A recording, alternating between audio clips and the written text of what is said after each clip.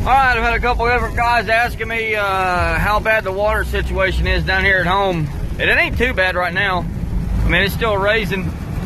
You're looking at, we're probably 3/8, half mile away from the Ohio River.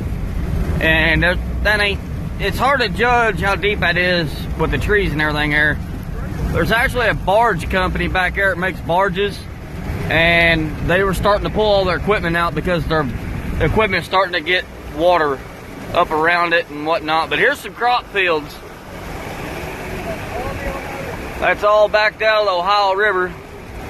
And down here, I probably won't be able to zoom into it because I'm driving. But there's an oil well. And that oil well is about 8 feet from the ground. The guys set it up that way on purpose for this reason right here, because of all the water we get down here in the spring. And this here is out of the ordinary. We don't get rains like this all the time.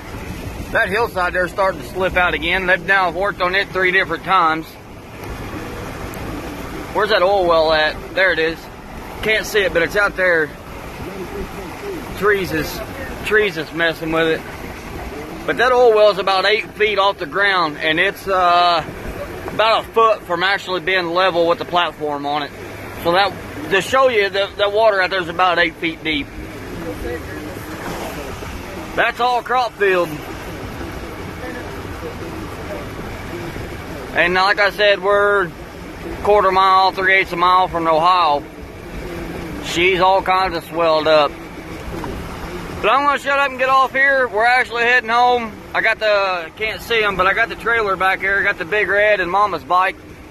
Ain't nothing better than a good hard pouring down rain running about 60 miles an hour for a good old cleaning. The Big Red got a little bath last night, but I got a couple plans coming up for that if it ever stops raining. So hope you like the next video coming up with it. See ya. Alright, here is right before I'm going to fire this thing up. I got a few spots that's got a little bit of wet silicone on it. I'm trying to mess around, clean up. I'll probably pick all the tools up. I mean, this floor is a disaster.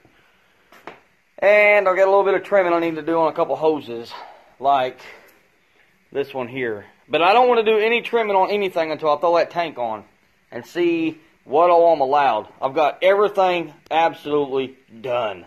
And I am tickled to death. We are flooded out, worse than flooded right now, and I'm ready to go try this thing out. I don't need to, but it's probably going to happen tonight.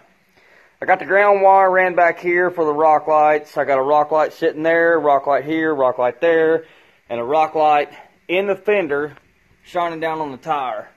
I got the little pods hooked up, wired up, and they're going up here to this power block. I had a little problem with it. I was young and dumb, didn't know what I was doing, so I'm not going to give any names. But I asked somebody at work, and they got me in the right direction. We'll leave it at that. I took the stock headlight out, got the LED light bar in there, got it wired up. It's working off of the stock toggle switch. These have got their own toggle switch. The rock light's got their own toggle switch. The snorkel's all said and done. I got it all siliconed up. Got the hose clamps on it. I think, I haven't done a test on the durability of the frame on the tube yet, like the water spout, to make sure it's going to hold water. But I think I've got everything sealed. Like there's joints here and there randomly scattered throughout the damn chassis. I think I got them done. Vent lines. I got the rear brakes vented. I got the diff vented. I got 2 on the carb vented. I'm not going to vent that overflow. I'm just going to let it drip. I got the crankcase vented. Big fat boy there. And I chopped the airbox vent tube off. It's over there. It's that nasty looking orange one.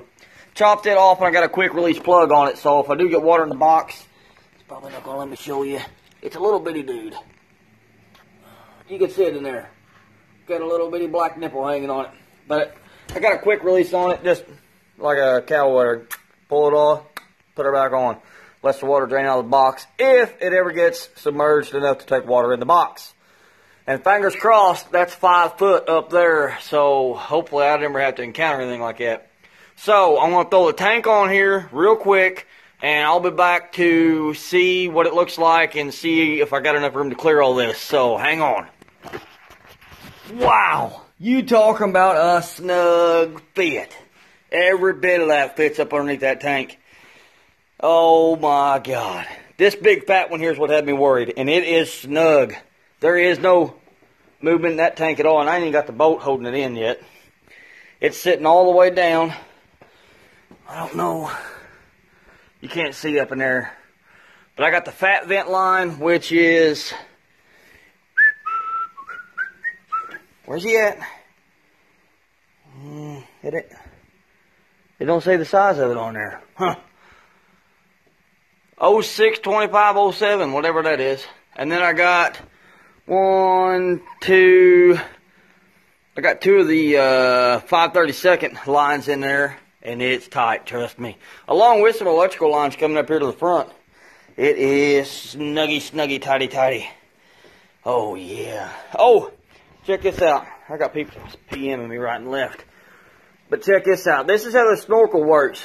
It's clamped to the frame for my extensions I brought off the frame. Watch it just go right up in that pipe. Look at that. Like it's meant to be. And the guy I copied this off of, go to his channel and check him out. He's got all kinds of videos on there just playing in the mud with trikes and bikes and whatnot. He brought his out of there and it actually has a hoop or a curl in it like a snake and then shoots up. I did a little bit of carving right here on that and a little bit of carving over here on this one to make them to where they wasn't rubbing or sliding on that to wear that pipe out. But it just goes right in there like it did, like it should. And, alright, hang on. I'll show you the lights real quick. I don't want this going over 5 minutes because nobody likes watching a 5-minute video, so it's going to get dark.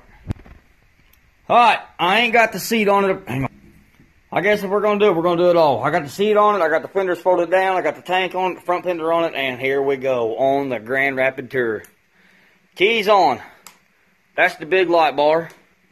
Over here, toggle switch for the 2 pods. Now we'll do plus that. Not bad. Alright. Now here's what I'm all excited about. Let me go ahead and turn my cooling light off. LED rock lights. Damn, does that ever look sexy, boys. Look at that. Boy, them 2 back on the backside of the motor has just got that motor plumb full of redness.